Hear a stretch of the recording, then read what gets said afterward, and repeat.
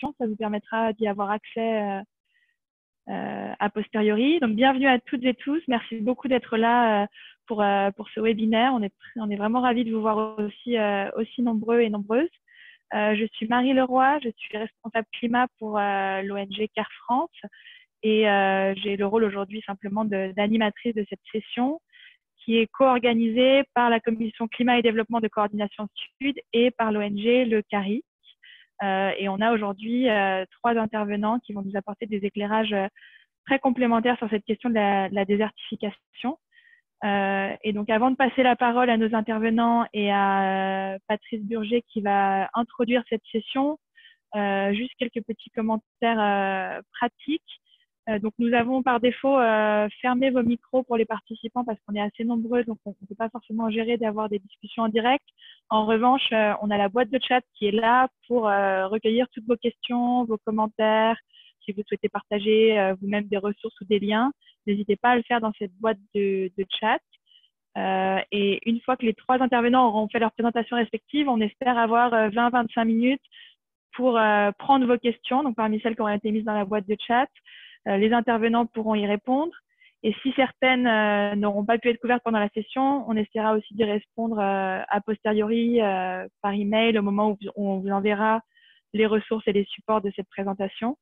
Donc, normalement, tout sera traité. Donc, n'hésitez pas à faire des questions par écrit, si possible des questions plutôt courtes, c'est plus facile pour nous à traiter. Et voilà, je pense que tout est dit. Donc, je vais donner la parole à Patrice pour introduire cette session.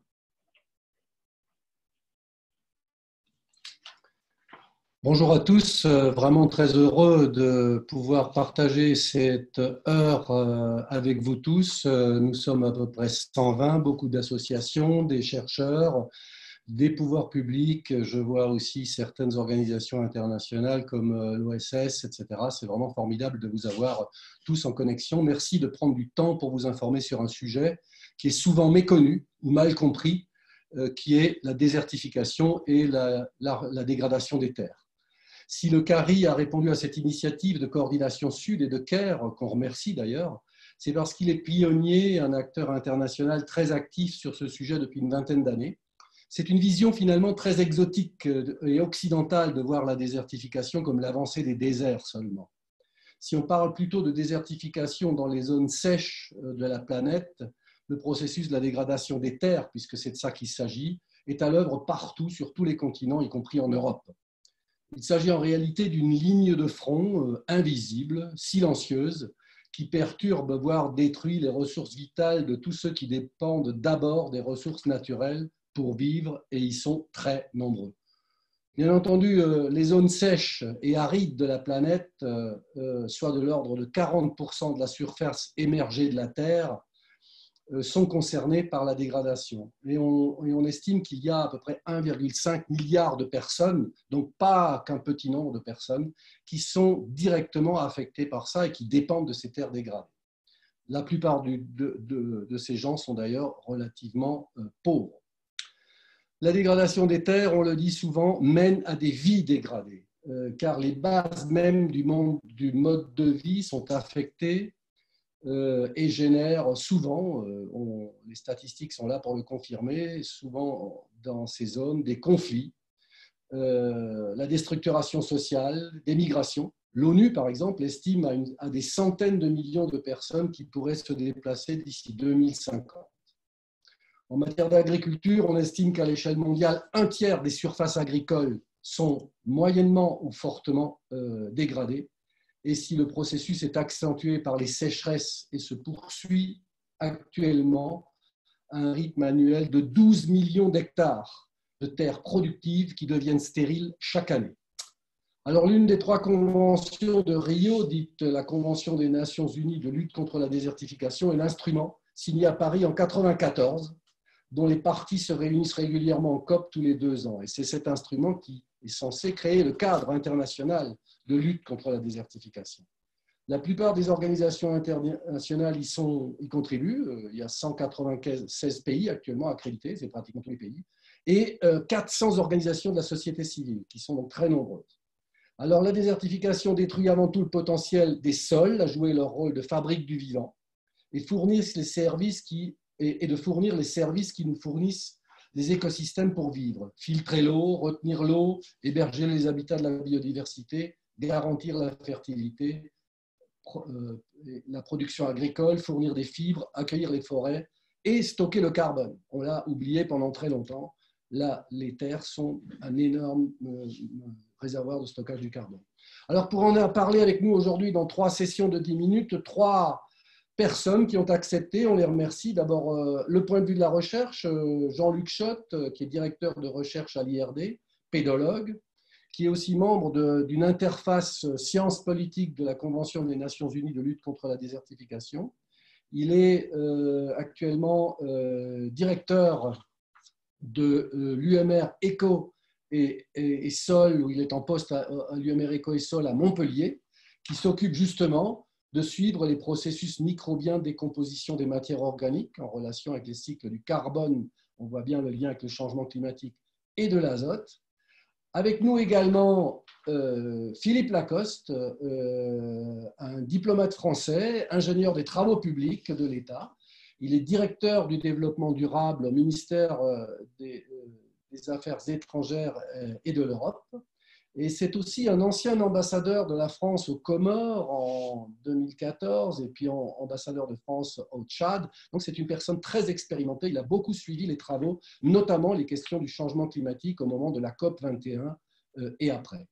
Et enfin, le point de vue de la société civile sera présenté par Manon Albagnac, qui est une membre du CARI, justement, qui est actuellement chargée de mission Sahel désertification et coordinatrice d'un réseau international d'ONG, le RESAD, dans les pays sahéliens. Et elle est actuellement, depuis peu, la représentante des pays d'Europe et des pays développés au sein de la Convention des Nations Unies de lutte contre la désertification, représentante de la société civile pour ce groupe d'acteurs. Donc ces 3 personnes vont nous éclairer chacun de leur point de vue et je leur laisse la parole tout de suite. Je me présente quand même rapidement, je suis Patrice Burger, je suis le président et le fondateur du CARI. J'ai une trentaine d'années d'expérience dans les questions de lutte contre la dégradation des terres et de la désertification, notamment via un outil performant qui est l'agroécologie. Et je suis encore une fois très heureux que toutes les personnes que vous êtes aujourd'hui consacrent un petit peu de temps à nous écouter et à éclairer ce vaste sujet. Voilà. La parole est donc au premier de nos intervenants et c'est, je crois, qui ? Jean-Luc. Jean-Luc, donc la recherche va nous poser les bases pour nous aider à comprendre. Bonjour à tous. Est-ce que vous voyez mon écran ? Oui, on le voit, Jean-Luc. Je vais le mettre en plein écran. Est-ce que vous m'entendez bien ? Oui. C'est parfait. Alors, donc, j'arrive pas. Voilà, plein écran. Ah voilà, super. Tout d'abord, bonjour à toutes et à tous. Merci à Patrice pour son introduction et merci à Coordination Sud et au CARI de me permettre de participer dans le panel et je salue les autres panélistes. En guise d'introduction, ma première diapositive, donc je vais un peu fixer le cadre rapidement de désertification et de dégradation des terres en donnant quelques clés pour répondre à la question de quoi parle-t-on. Mais avant, je souhaiterais partager avec vous, dans cette diapositive numéro 2, quelle est la perception des différents acteurs qui sont impliqués dans les terres, dans la gestion des terres. Les conservateurs, les militants écologistes, les scientifiques, les chercheurs, les pasteurs et les agriculteurs, les communautés locales et autochtones, et les hommes et les femmes politiques. Dans cette diapositive numéro 3, pour les conservateurs et les militants écologistes, les terres, c'est en premier lieu un habitat pour les espèces. Pour les scientifiques et les chercheurs, c'est un milieu complexe qui fournit des biens et des services qui profitent aux hommes et qui soutiennent les fonctions de l'écosystème. Pour les pasteurs et les agriculteurs, les terres sont considérées comme une source de nourriture et de moyens de subsistance. Les communautés locales et autochtones considèrent les terres comme un bien commun ou un bien sacré à protéger pour les générations actuelles et futures. Pour les hommes et les femmes politiques, c'est soit un bien public que l'on partage, ou soit un élément ou un instrument pour contrôler de pouvoir et de contrôle. Donc, on voit bien qu'autour de l'objet terre, on a une diversité d'acteurs avec une diversité de perception de la valeur et de la définition des terres. Sur cette diapositive numéro 4, mon message principal est que l'on voit au cours des 8000 dernières années une appropriation croissante des terres par l'homme. On voit qu'effectivement, à partir des années 1750, que les terres semi-naturelles et les terres sauvages ont été transformées au profit de l'homme en terres cultivées, en pâturage. Et qu'on a une accélération qui se vérifie lors du dernier siècle de l'augmentation de l'appropriation croissante des terres par l'homme. Entre 1900 et 2000, les surfaces des terres cultivées et des terres urbaines et périurbaines sont passées globalement de 30% de la surface totale des terres à plus de 50% dans les années 2000. Sur cette diapo, et que cette augmentation de l'empreinte, de l'impact de l'activité humaine a conduit à une dégradation des terres. Cette dégradation des terres, elle peut se définir par la réduction ou la perte de productivité, la réduction ou la perte de la complexité biologique avec des impacts économiques avérés, que l'on s'intéresse aux terres cultivées, qu'elles soient pluviales ou irriguées, aux terres de parcours, au pâturage, aux forêts et aux zones boisées. Lorsque ce processus, et ça a été évoqué par Patrice dans son introduction, de dégradation des terres, s'applique sur des zones particulières que sont les zones arides, semi-arides et subhumides sèches, on parle de désertification. Nous avons donc un processus équivalent résultant d'une intensification mal contrôlée des activités humaines ou pas adaptée à l'évolution de l'environnement. Le processus est le même, mais il se définit comme désertification lorsqu'on est dans ces terres arides, semi-arides et subhumides sèches. Et que ce processus de désertification menace, comme cela a été évoqué par Patrice, 41% des terres émergées de la planète. Donc c'est assez gigantesque. On voit sur cette diapositive numéro 8 que l'ensemble des continents hébergent des régions vulnérables à la désertification en rouge. Et que la répartition des zones arides dans ce diagramme, dans ce graphique-là, concerne l'Afrique, l'Asie, l'Amérique, mais également l'Océanie. Et que l'environnement des zones arides est composé à la fois de déserts, mais aussi de prairies et de savanes et de brousses, de forêts sèches et de zones cultivées.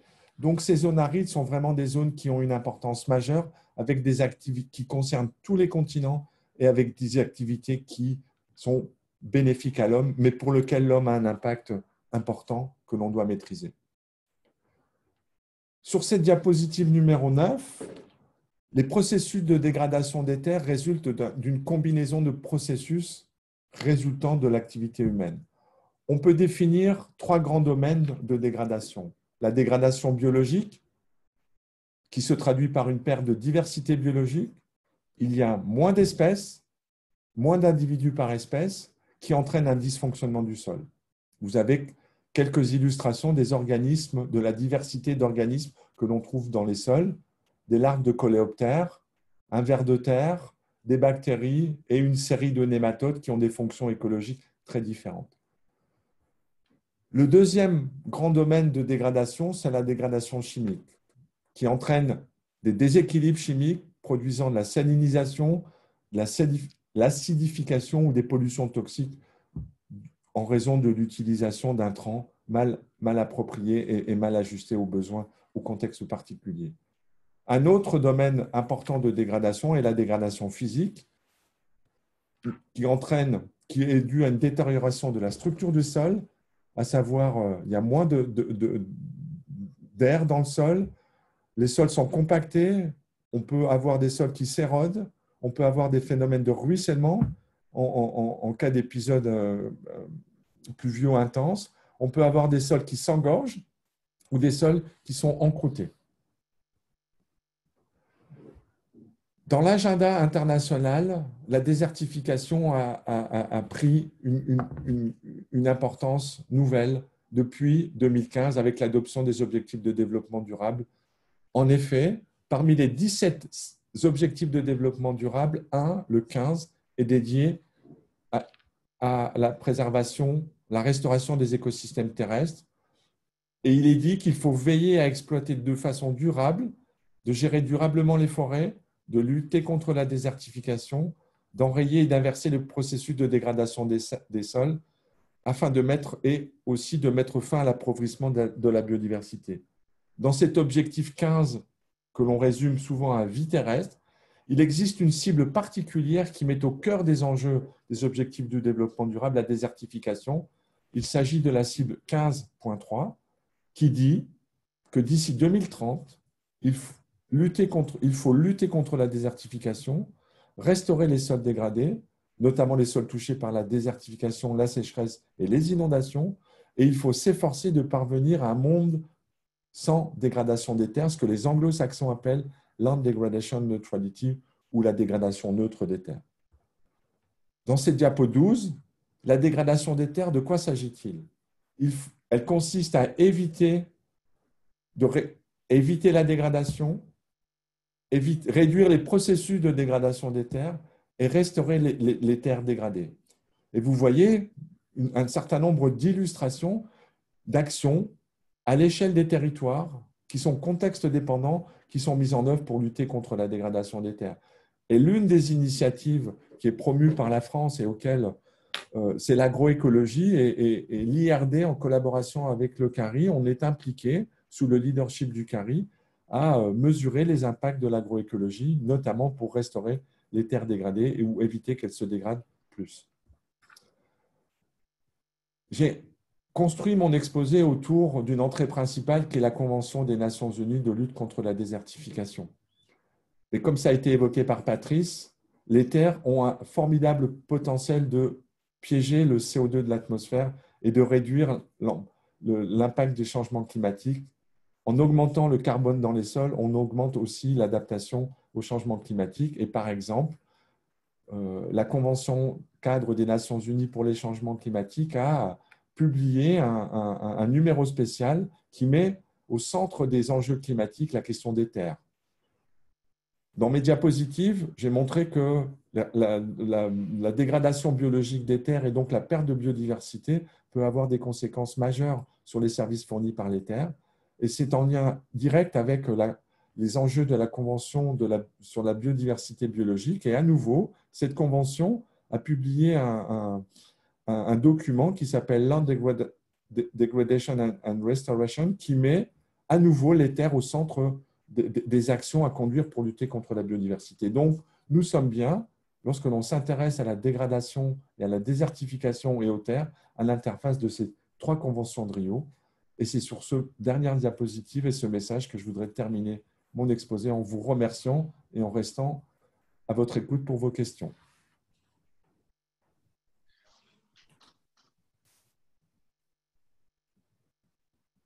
Merci beaucoup, Jean-Luc, de cette explication extrêmement claire et je pense que déjà, ça a permis de dissiper un certain nombre de malentendus, de faire reculer certaines idées reçues aussi, et notamment la relation avec les objectifs du développement durable, dont on parle beaucoup et qui constitue maintenant notre cadre de référence. L'évocation de cette fameuse cible de neutralité en matière de dégradation des terres est vraiment quelque chose de très important et qu'il faudrait évidemment transférer ou en tout cas inclure dans toutes les politiques publiques de développement, non seulement concernant l'agriculture, mais d'une manière générale, aller vers la neutralité en matière de dégradation des terres. Sans perdre de temps, je voudrais tout de suite donner la parole dans ce cas-là à Philippe Lacoste, puisque Philippe Lacoste est une des personnes en charge justement de la mise en œuvre des politiques publiques qui concernent cette question au ministère des Affaires étrangères. Et notamment, nous avons entendu parler récemment d'une nous avons travaillé d'ailleurs avec le ministère récemment sur des orientations stratégiques. Donc la France est très active dans ce domaine. Philippe, la parole est à vous.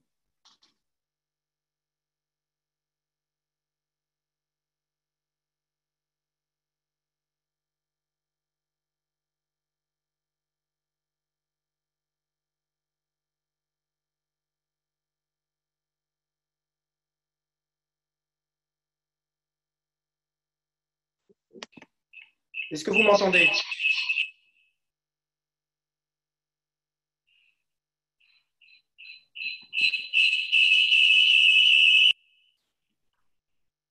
On n'entend pas très bien, il y a beaucoup de...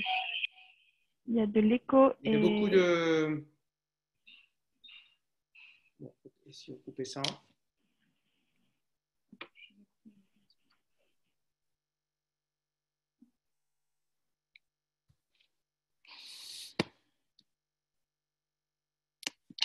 Allô, vous m'entendez?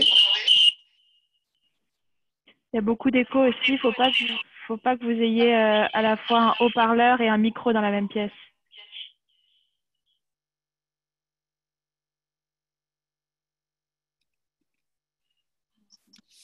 Bon, est-ce que c'est mieux là?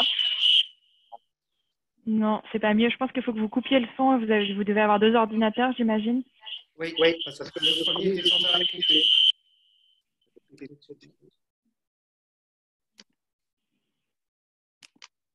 Voilà, il n'y en a plus qu'un. Est-ce que c'est mieux? Ah, c'est parfait. C'est beaucoup mieux. C'est parfait. Bon, pardonnez-moi ces petits inconvénients techniques, mais c'est vrai que le ministère travaille beaucoup à distance et donc nos capacités atteignent leurs limites.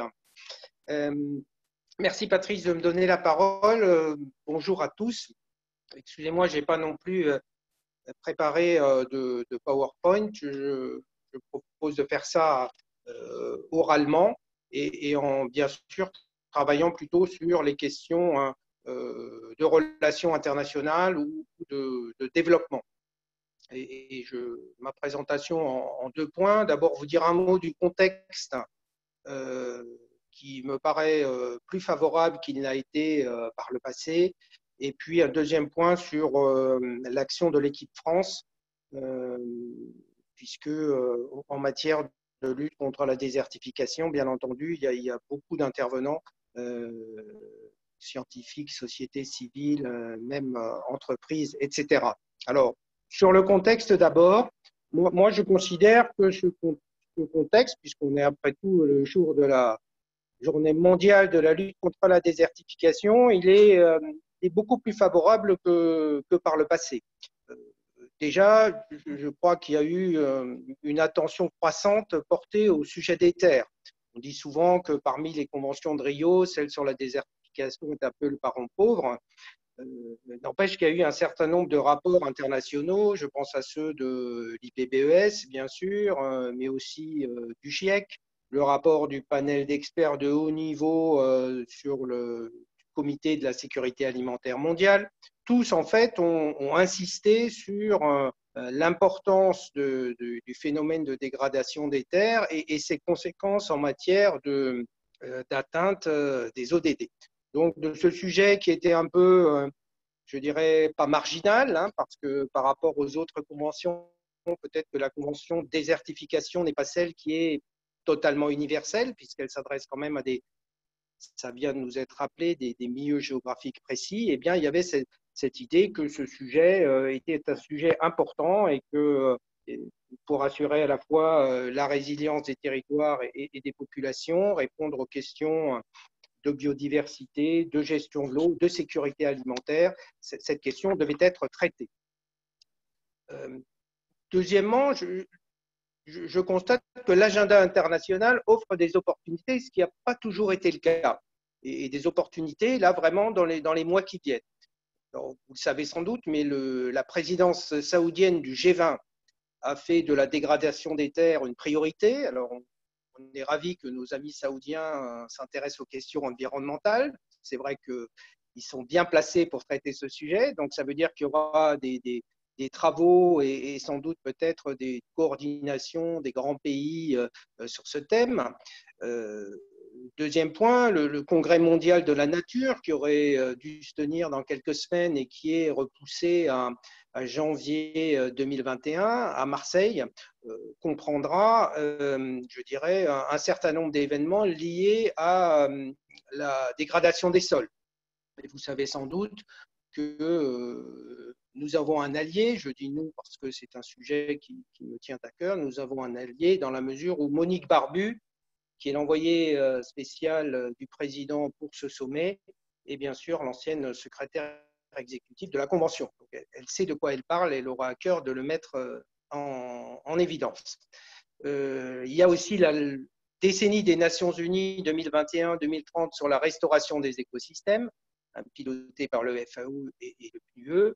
Et enfin, il y aura le sommet du secrétaire général des Nations Unies sur les systèmes alimentaires en 2021. Tout ça, vous voyez, ça va nous permettre de traiter de cette question de la dégradation des terres et de la désertification. Alors, face à cet agenda, quelques mots sur l'action de l'équipe France, l'action internationale de la France. Premier point, d'abord, là aussi, je crois que ça s'inscrit dans un contexte favorable.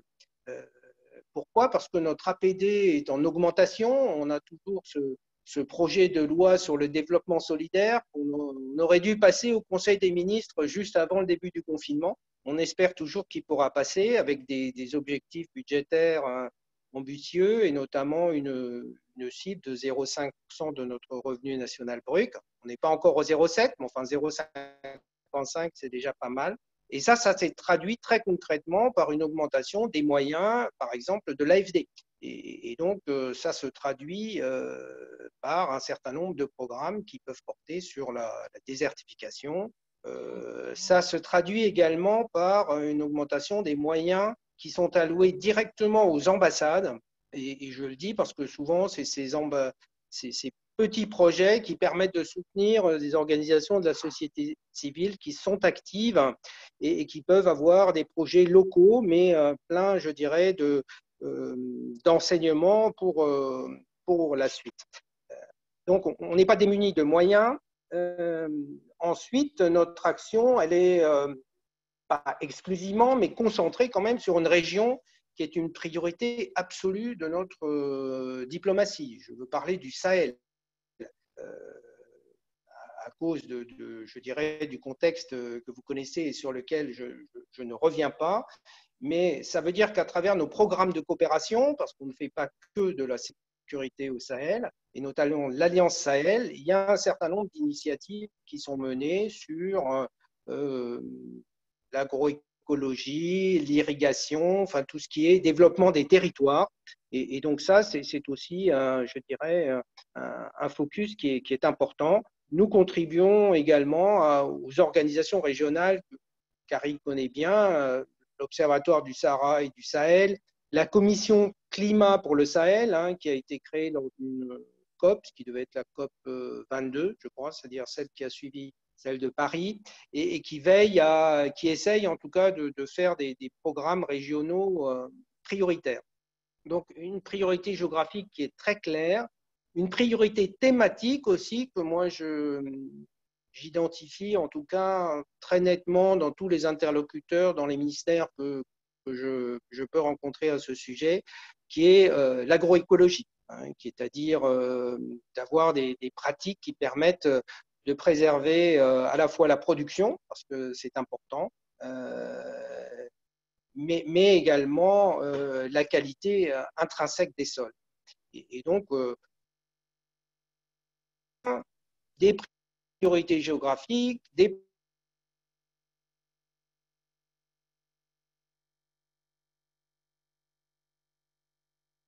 d'entre vous y ont participé. Nous allons diffuser dans quelques mois maintenant, sans doute à la rentrée, un document d'orientation stratégique qui existait déjà. Moi, j'avais déjà travaillé sur le premier qui devait dater de 2007 ou 2008. Et là, on l'a remis à jour dans ce document qui est une espèce de cadre qui permet à chacun de trouver sa place et qui, je crois, rappelle à la fois l'importance du contexte, et puis la nécessaire inclusion des populations. Je crois que c'est certainement un thème sur lequel on reviendra, mais que plus que tout autre, cette politique, ces actions en matière de lutte contre la désertification et la dégradation des terres doit s'appuyer sur des acteurs locaux.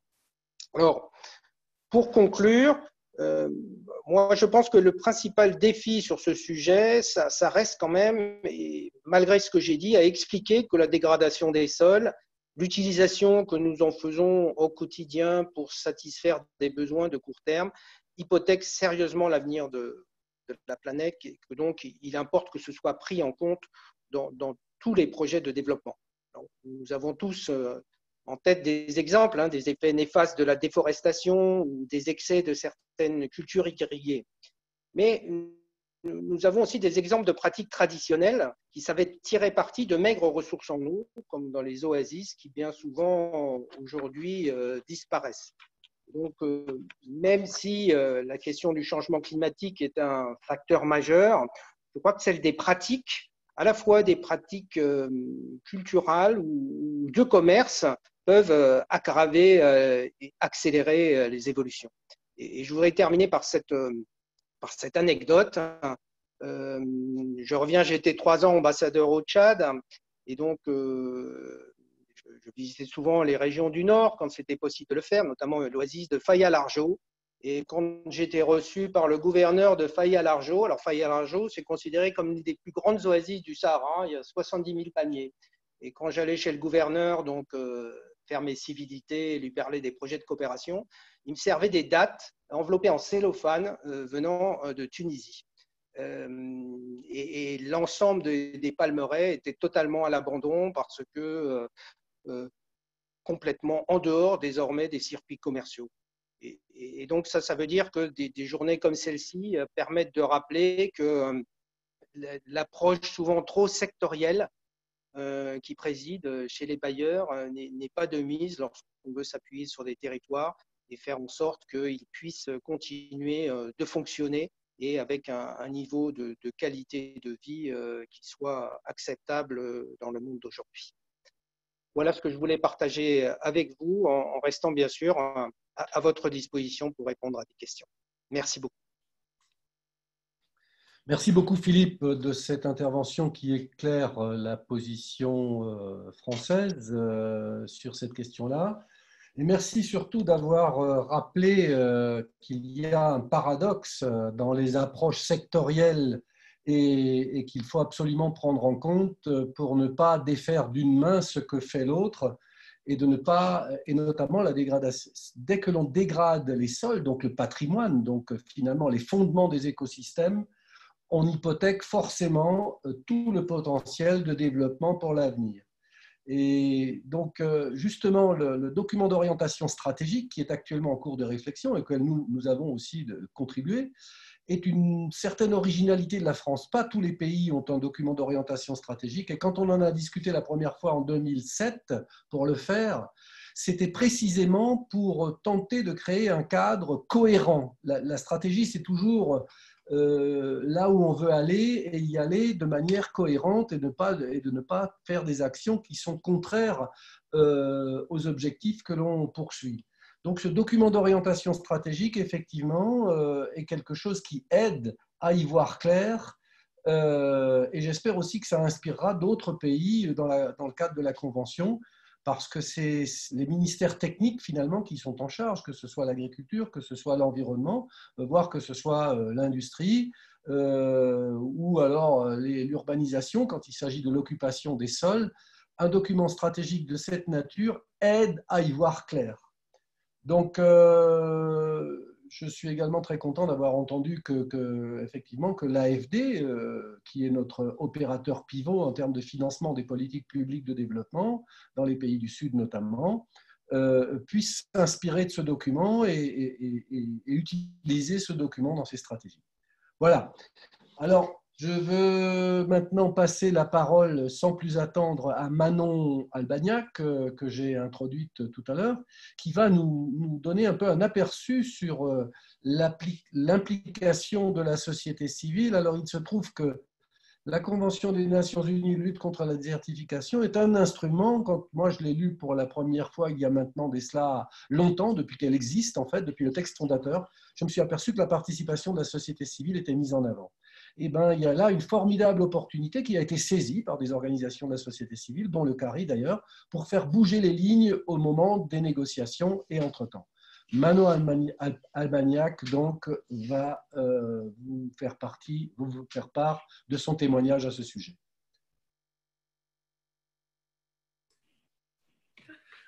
Merci beaucoup, Patrice. Donc moi, je voudrais effectivement vous parler de l'action de la société civile et notamment de son action en réseau dans la lutte contre la désertification.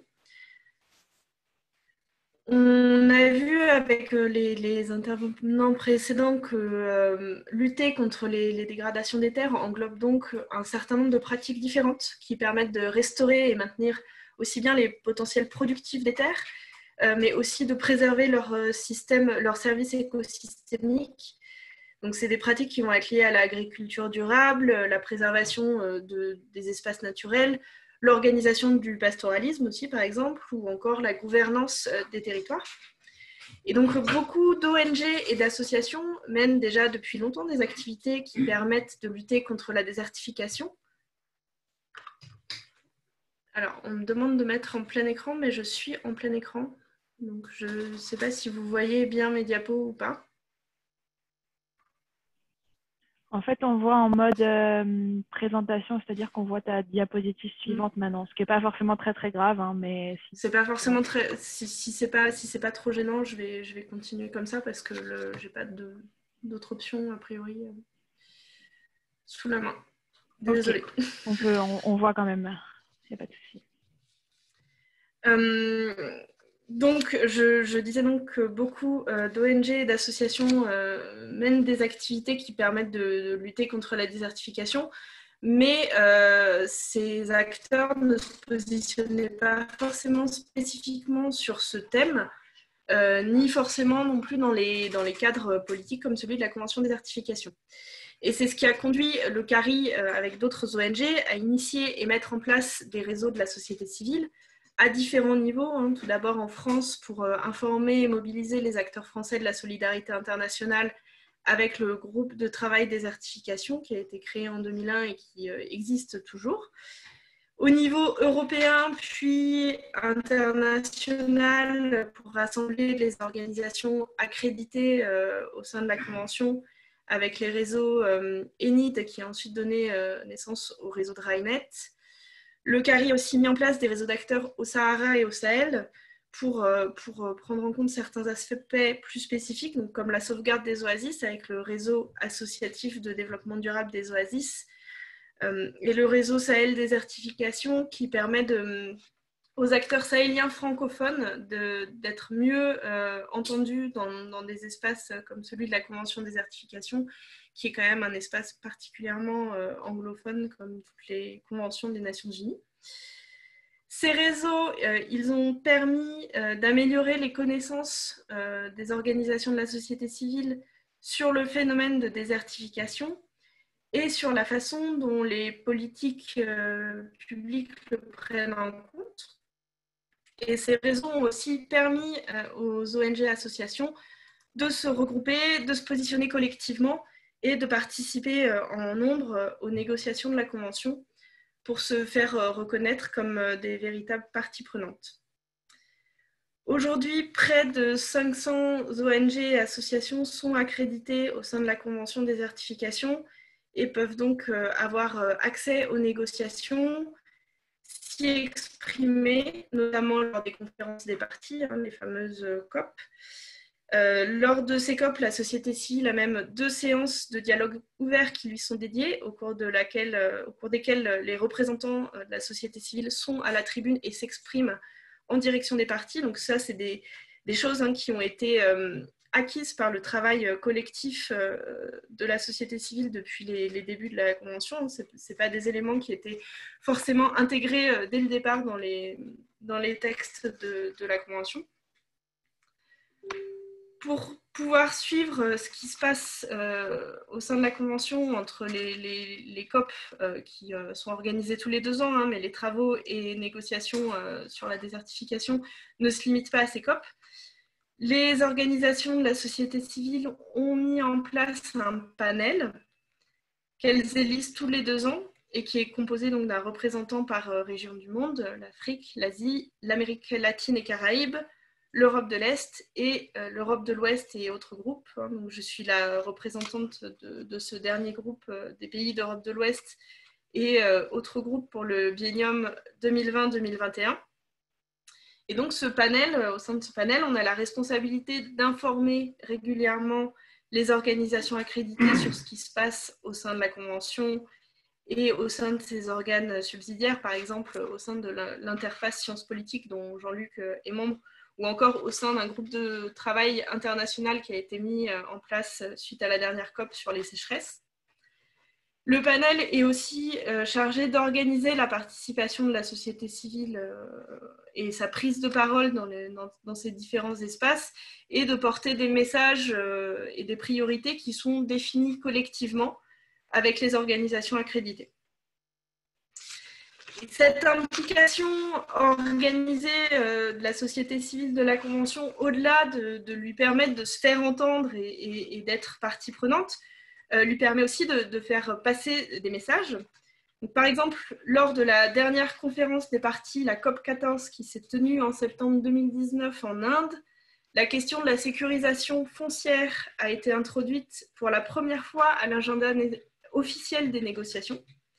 Et ça, c'est vraiment un résultat du plaidoyer exercé par les organisations de la société civile depuis 2015, car on considère, et un des participants au webinaire a d'ailleurs posé cette question, mais oui, on considère que la gouvernance responsable des terres et la sécurisation foncière sont un aspect fondamental de la gestion durable de ces terres et de la lutte contre la désertification.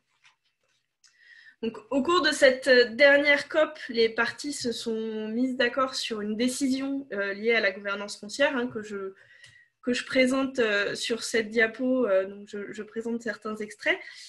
C'est une première dans un cadre multilatéral de ce type. Et du coup, cette décision prend la forme d'une liste de recommandations qui invite ou encourage les parties à mettre en place différentes mesures. Je vais en citer que quelques-unes, mais vous pouvez avoir accès au texte de cette décision sur le site de la Convention. Donc les pays qui sont parties de la Convention de désertification sont invités à adopter des lois qui permettent de promouvoir une utilisation durable des terres et leur remise en état. Ils sont encouragés à reconnaître les droits légitimes d'occupation des terres, y compris coutumiers, où ils sont encore aussi invités à reconnaître juridiquement des droits égaux d'utilisation et de propriété des terres aux femmes, ce qui n'est encore pas le cas dans beaucoup de pays, et notamment dans des pays sahéliens. Et donc, finalement, cette reconnaissance des organisations de la société civile au sein de la Convention leur permet aussi, dans leur pays, de mieux s'impliquer dans les discussions politiques nationales sur la désertification, ainsi que dans les grands projets et programmes pour lutter contre la désertification entrepris à l'échelle des pays ou aux échelles régionales. Mais ça reste encore assez inégal selon les pays et la place qu'ils accordent à leurs associations et ONG. Le nombre d'associations et d'ONG accréditées à la Convention dans chaque pays joue aussi beaucoup sur leur implication dans les discussions nationales. Par exemple, au Burkina Faso, 6 organisations de la société civile sont accréditées à la Convention désertification, dont notamment le SPONG, le Secrétariat permanent des ONG, qui est une plateforme d'envergure nationale de la société civile. Et ces acteurs sont très régulièrement sollicités dans le dialogue avec l'État sur la désertification. Tandis que pour donner un autre exemple avec la Tunisie, il n'y a aucune organisation de la société civile qui est accréditée à la Convention désertification, alors que le pays est aussi confronté au phénomène de désertification. Alors, je voulais terminer donc en disant que malgré l'existence de cette convention qui traduit quand même une reconnaissance mondiale du phénomène de désertification, On doit encore malheureusement nuancer ces effets sur le terrain. Dans la plupart des pays concernés par les zones arides, les terres continuent à se dégrader chaque jour.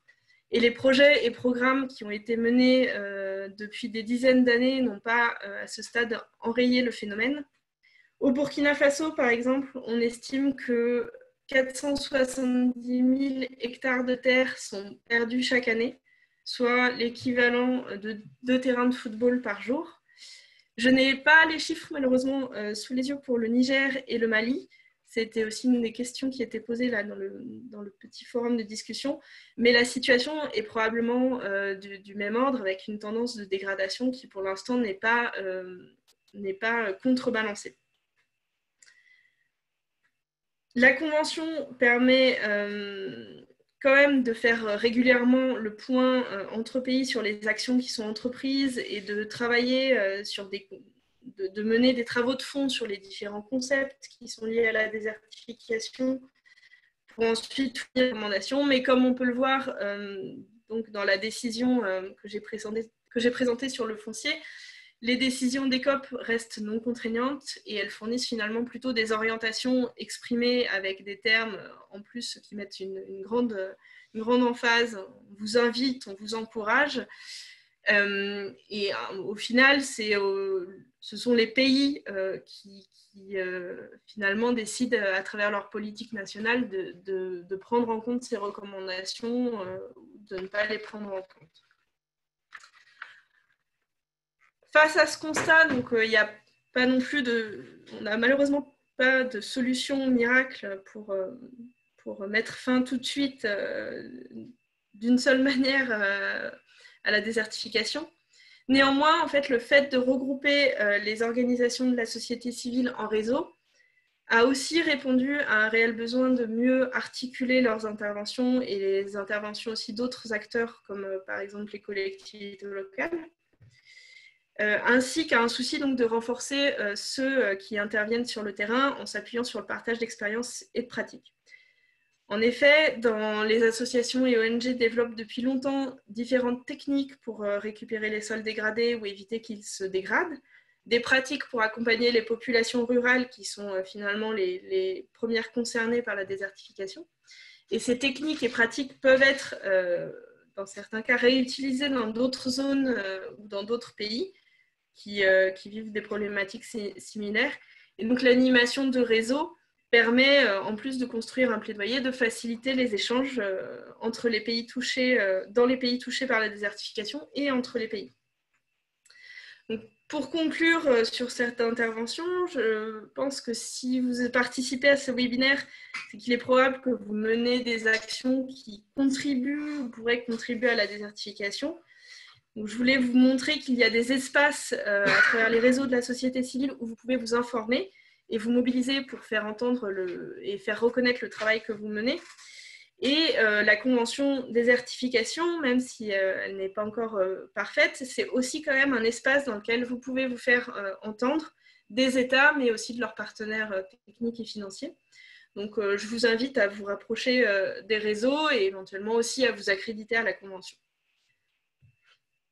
Merci beaucoup. Merci beaucoup Manon pour cette présentation. Je vais rebondir directement avec une question d'un participant qui a été posée pendant ton intervention, qui demande simplement comment faire pour les organisations locales en Afrique subsaharienne pour rejoindre ces réseaux. Est-ce qu'ils peuvent vous être suggérés pour faire partie des réseaux que tu mentionnais? Eh ben, alors, les informations sur les réseaux qu'on coordonne le CARI, sur le RESAD, Réseau Sahel Désertification, donc qui concerne les pays du Sahel, pour le moment, principalement le Mali, le Niger, le Burkina Faso, mais on travaille aussi avec des partenaires au Tchad et au Sénégal.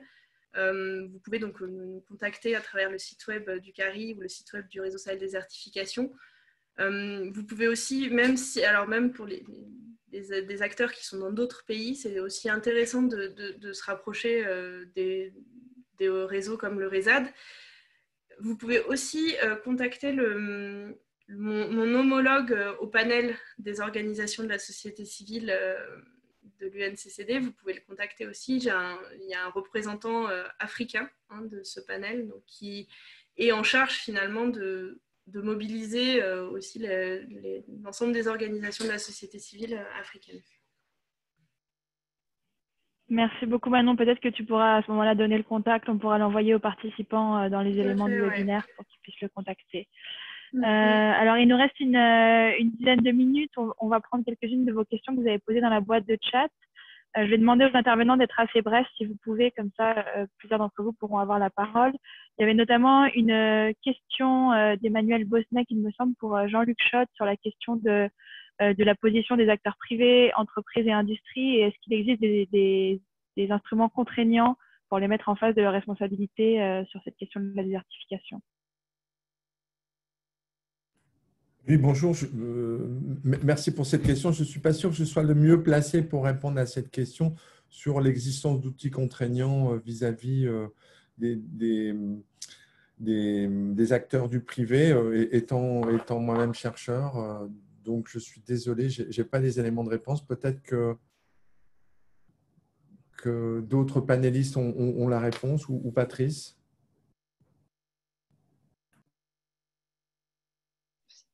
En réalité, le grand problème de ces conventions, et d'ailleurs c'est la même chose pour le climat ou la biodiversité, c'est que les discussions qui sont faites au sein de ces instruments-là, les décisions ne sont jamais contraignantes, c'est-à-dire c'est la liberté du pays de mettre en œuvre ou non ce qui a été décidé. Et c'est là, je crois, que la société civile a un rôle important de plaidoyer à jouer, et c'est là où la société civile peut, je dirais, aider à mettre en œuvre des décisions qui sont prises au plan international par les pays, mais qui, une fois revenus à la maison, ne sont pas vraiment mises en œuvre. L'autre moyen qui existe également, c'est de faire pression sur les bailleurs de fonds. Et là, encore une fois, c'est un rôle de la société civile, c'est-à-dire de dialoguer avec les bailleurs de fonds, alors que ce soit des bailleurs de fonds internationaux comme la Banque mondiale, le Fonds pour l'environnement mondial ou d'autres, mais aussi des bailleurs de fonds comme par exemple, notre propre pays, la France, la Suisse, la Norvège, qui sont des bailleurs de fonds importants dans ce domaine. Eh bien, il faut chercher à dialoguer avec eux et faire pression sur eux en disant il vous faut prendre en compte cette question-là. Mais là, quand même, le principal déterminant, c'est qu'au niveau des pays même, il y a une détermination forte, et je dois dire que quelquefois elle manque, peut-être je mets un pavé dans la mare, mais il faut une détermination forte pour mettre en œuvre des politiques de lutte contre la dégradation des terres, et dans tous les domaines, y compris, comme l'a indiqué une des personnes de la voûte nubienne sur le chat, y compris dans des domaines qui nous paraissent éloignés, comme par exemple l'habitat et le logement, où il y a aussi un potentiel de réduction de la lutte contre la dégradation des terres. Merci pour ces réponses. Peut-être une question pour Philippe, qui nous a été posée par Brehima, qui vient du Mali, si je ne m'abuse, qui nous dit que les pays du Sahel sont donc effectivement les plus vulnérables à la désertification. Comment peut-il profiter des instruments internationaux comme la Convention pour renforcer leurs capacités adaptives ou mettre en place des programmes sous-régionaux en réponse à cette problématique? Je ne sais pas si Philippe Lacoste a des éléments de réponse à apporter sur cette question.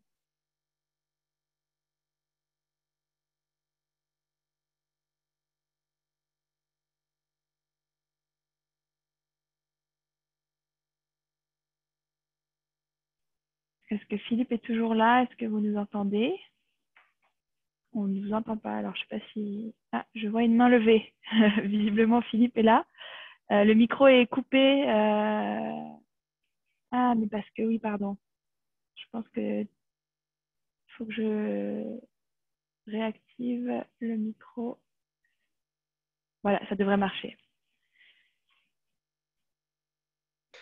Oui, je pense que les initiatives régionales que j'ai mentionnées très brièvement sont souvent des bons endroits pour des échanges d'expériences et des partages sur des bonnes techniques qui après peuvent être adaptées localement dans les pays voisins, dans des géographies similaires. Tous les projets, par exemple, de reforestation, de barrières vertes, d'utilisation, je dirais, de végétaux, sont pour le dire diplomatiquement, pas toujours des succès, hein, parce qu'ils sont sans doute empreints de bonnes intentions, mais pas toujours très bien préparés, pas toujours très bien entretenus. Et donc, à part ces journées de l'arbre où chacun va planter, je dirais, un plan qui disparaît quelques mois après, ces initiatives régionales, notamment par les scientifiques, ou appuyées par des scientifiques, permettent d'avoir je dirais des cas concrets qui, après, peuvent donner des idées pour du développement local. Et je pense que c'est à travers ce type d'expérience, y compris à travers de la production maraîchère avec des surplus, peuvent permettre de profiter de ces financements internationaux ou régionaux. L'une des difficultés aussi, c'est que quand on n'a pas vraiment de marqueur, je dirais, dégradation des terres, comme on a un marqueur climat, comme on a sur les politiques de l'eau. Donc, quand on essaye de regarder tout ce qui concourt finalement à maintenir, eh bien, on a beaucoup de chapitres. Hein, et donc, ça veut dire que ces préoccupations, comme disait Patrice, doivent être intégrées dans d'autres préoccupations, hein, y compris dans des politiques agricoles, y compris dans des politiques urbaines, y compris dans des politiques, pourquoi pas même industrielles, parce que c'est à travers ces politiques. Il n'y a pas de ministère, si vous voulez, ce que je veux dire, c'est qu'il n'y a pas de ministère de lutte contre la désertification. Et donc, il faut qu'à travers les politiques différentes sectorielles, cette préoccupation soit prise en compte. Voilà ce que je peux dire.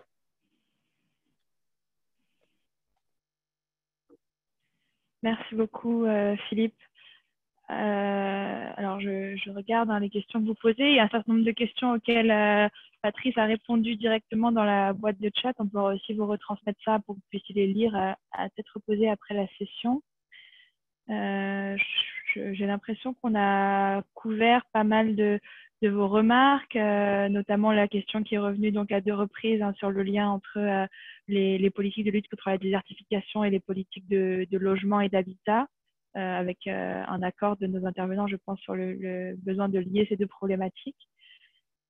Est-ce que parmi les intervenants, vous avez d'autres remarques, des points que vous vouliez ajouter avant que l'on conclue? Moi, c'est Jean-Luc, je veux bien intervenir. Il y avait une question sur existe-t-il des résultats scientifiques sur la Grande Muraille Verte? Et donc, je voudrais intervenir. Et est-ce que ça a un impact à l'échelle des territoires? La Grande Muraille Verte n'est pas planter des arbres entre Dakar et Djibouti, c'est bien utiliser les systèmes de production qui sont développés dans les pays. Et ma connaissance de ce qui se passe est principalement au Sénégal. J'ai travaillé 10 ans au Sénégal en travaillant principalement, affecté au Sénégal, en travaillant au Sahel et aussi au Burkina. Et donc, il existe des initiatives qui, à partir des espèces naturelles d'arbres, à laquelle la science apporte des connaissances particulières pour les rendre plus résistantes à des phases de sécheresse, en apportant des mycorhizes ou en sélectionnant certaines espèces végétales en relation avec l'Université Cheikh Anta Diop de Dakar et aussi des associations locales. Et donc, des choses se font, pas sur toute la longueur de la Grande Muraille Verte, et la science est associée à ces initiatives pour améliorer les pratiques traditionnelles des populations locales. Et donc, il y a bien la nécessité de faire du multi-acteur. Je ne suis pas sûr qu'il y ait besoin de définir qui est le leader dans cette association, mais bien, on est bien dans un partage de connaissances. Donc, ça, c'est ma position personnelle. Et la science aussi étudie est-ce que la Grande Muraille Verte favorise le stockage du carbone dans les sols ou, à minima, de conserver les stocks de carbone tels qu'ils sont, d'associer l'agriculture et l'élevage. Quel est le bilan en émissions de gaz à effet de serre des zones de parcours dans le Ferlo, par exemple. Donc, oui, il existe un certain nombre de résultats.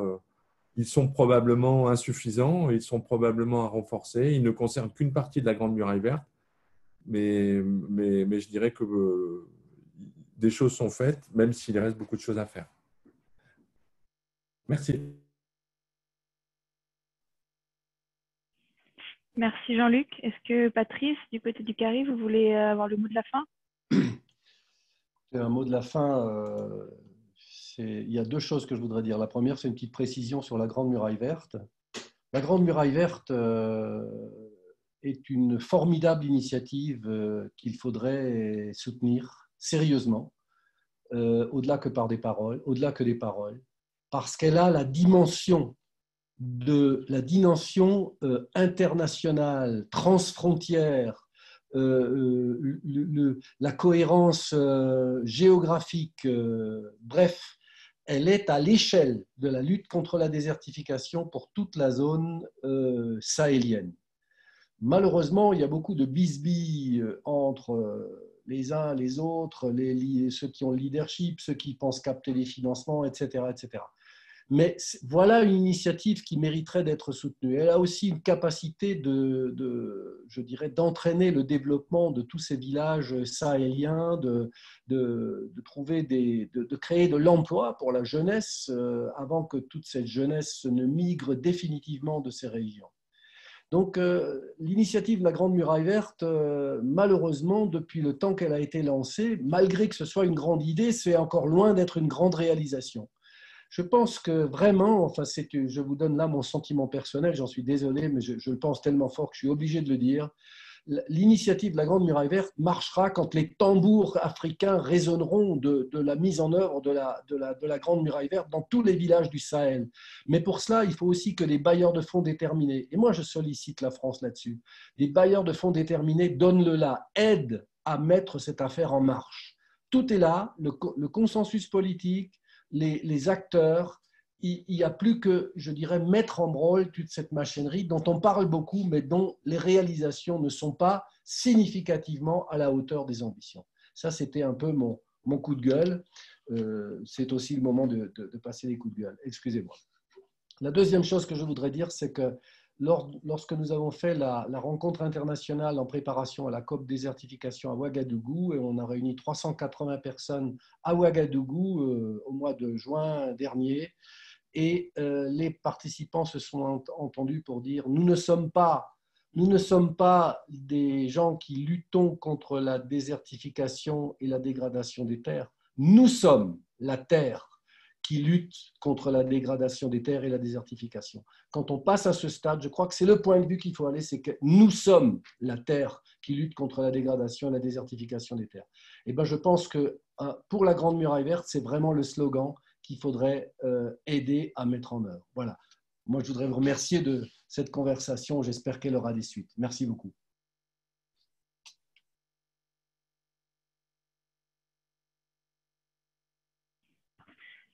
Merci beaucoup, Patrice, pour ce plaidoyer. Est-ce qu'il reste des dernières remarques, des dernières interventions avant qu'on conclue de la part de l'un d'entre vous, de Philippe Lacoste peut-être?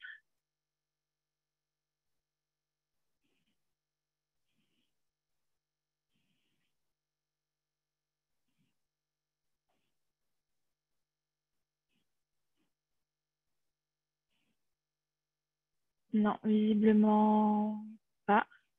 Bah, écoutez, je pense qu'on va s'arrêter là. On a écoulé notre temps imparti. Merci beaucoup d'être venus nombreuses et nombreux pour cette session. J'espère que vous avez trouvé ça intéressant. Et je réitère qu'on va vous partager, on a vos contacts via le petit formulaire d'inscription. Donc, on va pouvoir vous partager les supports qui ont été utilisés par les intervenants, l'enregistrement de la session également, et puis potentiellement des éléments de réponse additionnels de la part de nos experts s'il y a lieu. Donc, merci encore. Et puis, encore une fois, c'était un webinaire qui était co-organisé par le CARI et la Commission Climat et Développement dans le cadre d'une série de webinaires sur les enjeux de climat et développement. Donc, il y en aura d'autres. Si ça vous convient, on garde vos contacts et on vous informera pour les prochaines sessions qui auront lieu dans les prochains mois. Merci à tous et très bonne journée. Au revoir.